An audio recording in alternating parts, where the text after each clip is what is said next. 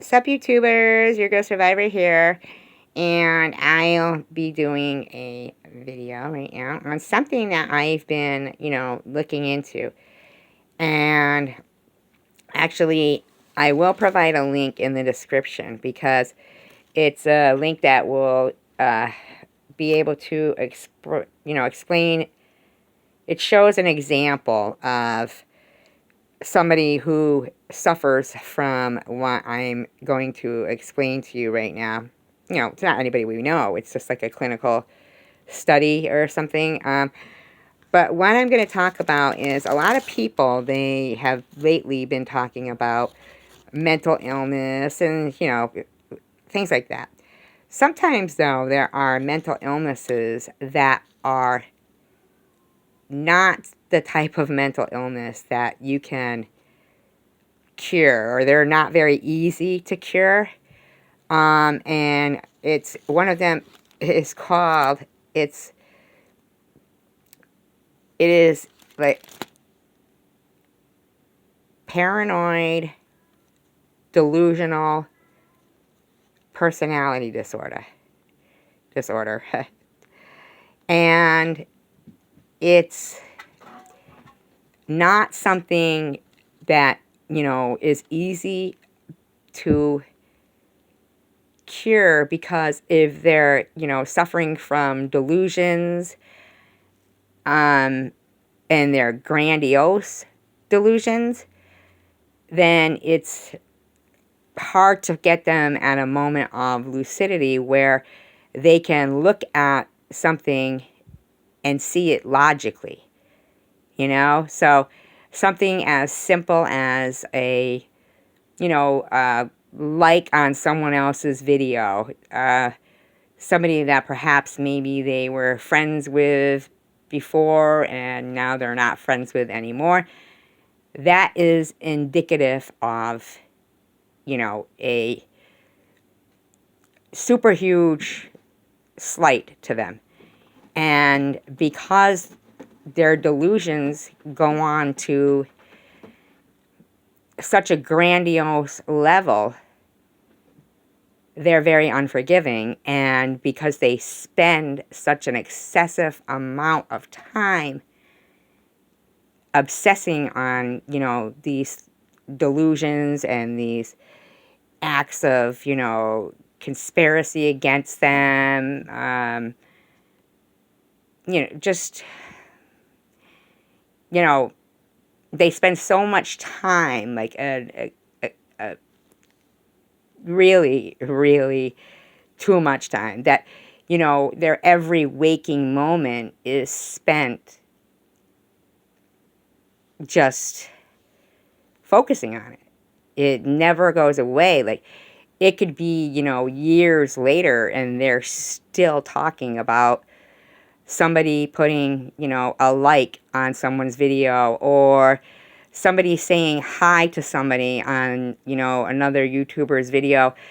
And basically, the YouTube community tries to support each other, so to put likes or something like that on someone else's video, that, you're equally subscribed to each other and you're just, supporting each other. That's not indicative of a conspiracy against one person that has overestimated how much, you matter to these people. Like, they've already washed their hands of you and moved on.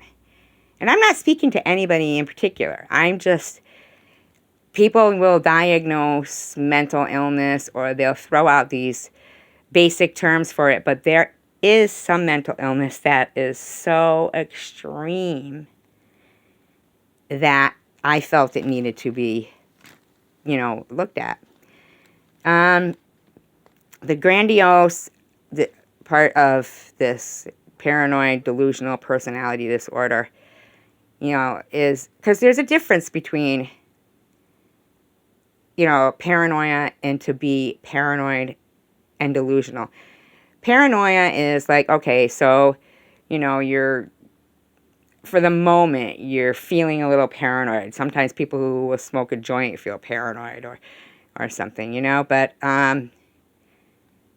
someone with paranoid delusional disorder could be, say, at their therapist, or they're talking to a new therapist, and maybe the therapist says, "Is there anything you'd like to know about me?"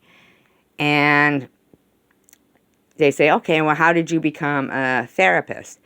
And they might go through, a couple of different reasons why they got into the field of therapy.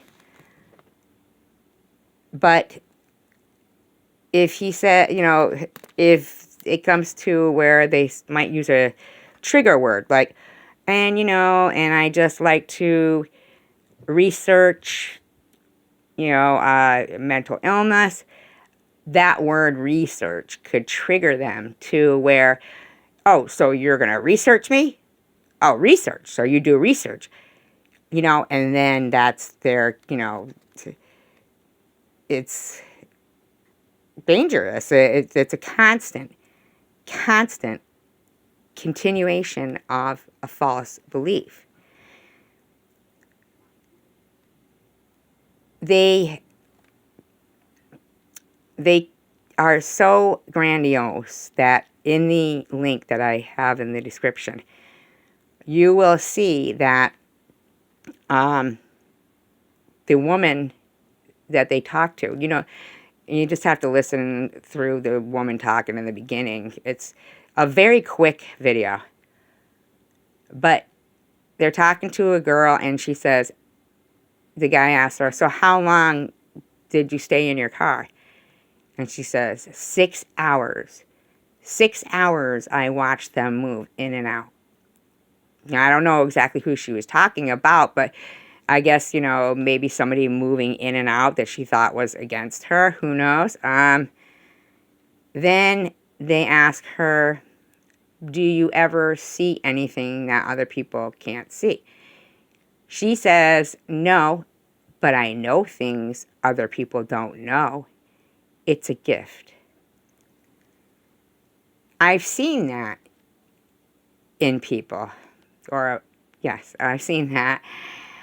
And that's where the delusions step in. The grandiose delusions. They feel that they are gifted and given some kind of special powers, or, picked to be this or that. And they can't, because of that, they then convince themselves that they're,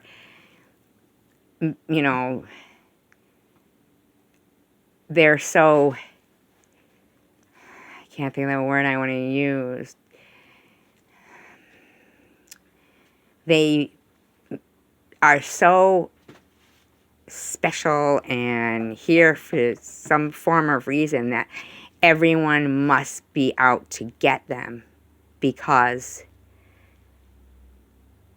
of what they have been gifted with by whatever they feel they were gifted. I'm not saying people don't have gifts, but certainly nobody is gifted with, the ability to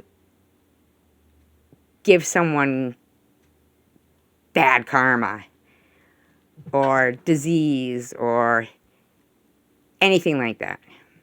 They definitely put themselves in this realm of psychosis that they are just committed to the belief that everyone's out to get them. The smallest thing. They will spend hours, days, months, years focusing on that and trying to connect this conspiracy theory against them. You know, YouTube is after them. The government is after them. Everyone basically is after them. They are so difficult to find any moment of lucidity in them to say, well, look, all they did was like someone else's video. How is that conspiring against you? I mean, it goes to a level of danger when their commitment to believe their own psychosis becomes so obsessive, they spend every waking moment on it. And that's when the level of danger comes in, because, as I said,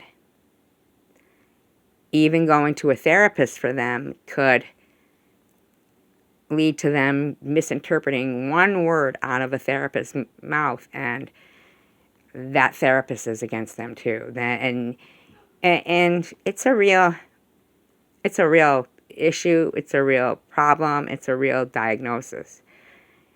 And it's really,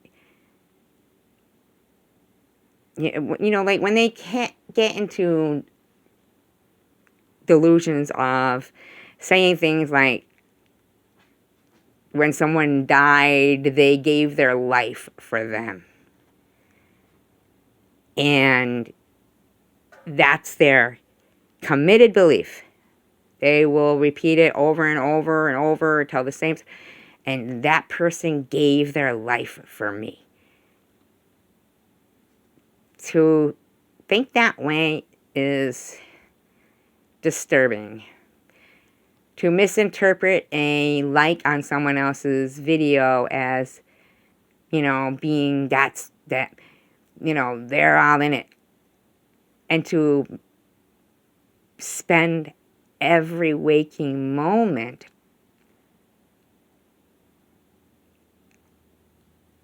talking about it is kind of sad for them, because I can't imagine that they ever get any moment of peace from their own mind. Their own mind must just constantly be in this delusion that everyone's out to get me. Everyone. And that's sad. And I couldn't imagine them finding much happiness other than when they're asleep. That's the only time their brain must be not suspicious of everything going on around them and blaming everyone. I mean, they're always the victim, and they definitely give themselves some kind of delusion that they are, like, picked from